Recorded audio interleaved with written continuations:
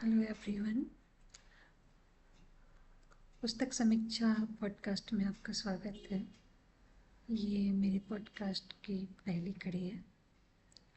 बहुत दिनों से मैं सोच रही थी कि हिंदी साहित्य की किताबों में बहुत ज़्यादा मेरा लगाव है, मेरी रुचि है, तो मैं जो भी किताबें पढ़ती हूँ उस पर रिव्यू करूँ।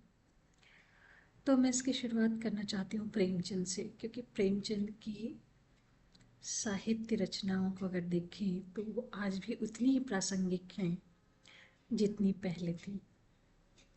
प्रेमचंद की दृष्टि में अगर साहित्य का उद्देश्य देखा जाए और प्रयोजन देखा जाए तो उसमें उनके समय के बारे में भी सोचना पड़ेगा, क्योंकि जब वो लिख रहे थे उस समय भारत में, भारतीय समाज में बहुत ही ज़्यादा नेगेटिविटी थी। धर्म, जाति, वर्ण, ये सब की जकड़न थी काफ़ी ज़्यादा।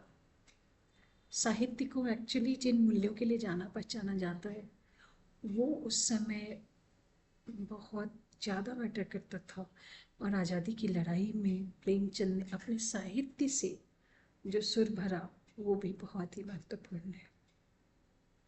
तो आज के समय में अगर कोई कहे कि नहीं प्रेमचंद रिलेवेंट नहीं है, वो बिल्कुल गलत बात है, क्योंकि प्रेमचंद आज भी उतने ही रिलेवेंट हैं जितनी जब उनकी साहित्य रचना हुई थी, जब वो लिख रहे थे उस समय थे।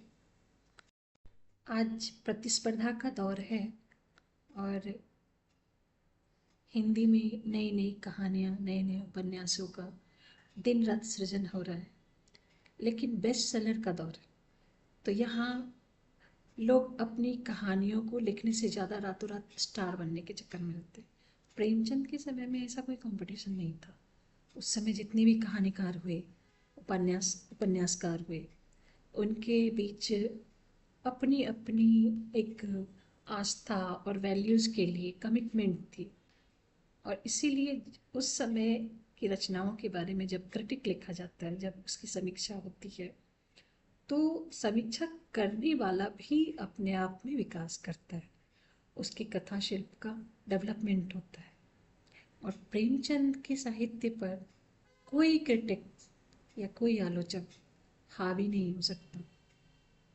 आज के डेट में जो प्रेमचंद को नकारता है वो एक उपभोक्तावादी संस्कृति की उपज है, क्योंकि उन्हें मालूम नहीं कि 1936 के दौर में प्रेमचंद ने उस दौर में जो लिखा, जितनी तल्खी से लिखा और जितना उग्र होकर लिखा, उस समय के माहौल में आज के बाजारवाद वाले लेखक नहीं टिक पाते।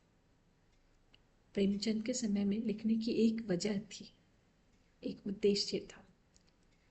इसके बारे में एक बहुत ही प्रसिद्ध रचनाकार धूमिल की एक कविता है, जिंदा रहने के पीछे असल बात तो यह है कि जिंदा रहने के पीछे कोई सही तर्क नहीं।